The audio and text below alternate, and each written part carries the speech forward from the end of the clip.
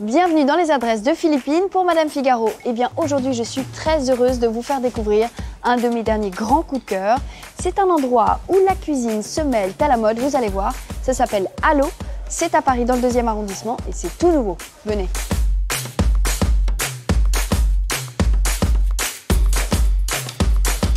En fait, ce lieu fonctionne vraiment comme un concept store. Il y a une partie boutique ici, où il y a une sélection de pièces de mode, de maroquinerie, de céramique, de parfums, etc.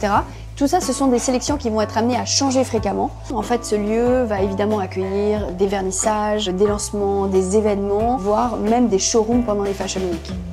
J'ai une passion pour cette chaise, elle est géniale. Là, ici, c'est une salle d'exposition qui va accueillir différents artistes. Il y a aussi un bar, on va bientôt d'ailleurs pouvoir danser sur de l'Italo Disco ici. Et il y a une table privative assez géniale. Bon, on est revenu au rez-de-chaussée pour voir la pièce maîtresse qui est le restaurant. Ce qui est intéressant avec ce restaurant, c'est que la cuisine est orientée du sud de la France. En cuisine, c'est le chef Victor Blanchet qui est entre autres passé par le restaurant L'Arpège. Donc là, on a un carpaccio de mulet, c'est top parce qu'on le voit un peu moins travaillé, le mulet. Donc là, il est mis à l'honneur. Là, on a un tataki de loup qui est tendre. Et en fait, c'est une flambe au pastis. Bon, la bouillabaisse, emblème de Marseille. Généralement, c'est sous forme de soupe de poisson avec des gros bouts de poisson. Là, c'est plutôt sous forme de plat. Pour Victor, il y a quelque chose que j'avais envie d'apprendre avec toi, c'est cette réduction de jus, de légumes que j'ai goûté dans un de tes plats, que j'ai trouvé absolument génial parce que en fait, c'était tellement riche en goût qu'on avait l'impression que c'était presque un jus de viande.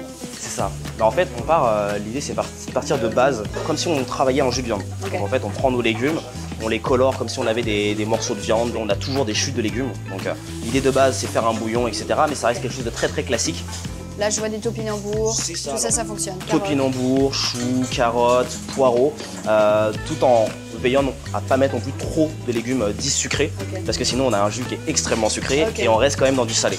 Ça peut très bien aller avec des poireaux brûlés, avec juste des lentilles. Nous on essaie de faire le moins de pertes possible et de les sublimer au maximum. Magnifique. Ouais, tu vois, grâce à cette petite recette, on ramène un petit bout de ta cuisine chez nous. Donc moi je vous dis à la semaine prochaine et je continue de goûter tout ça.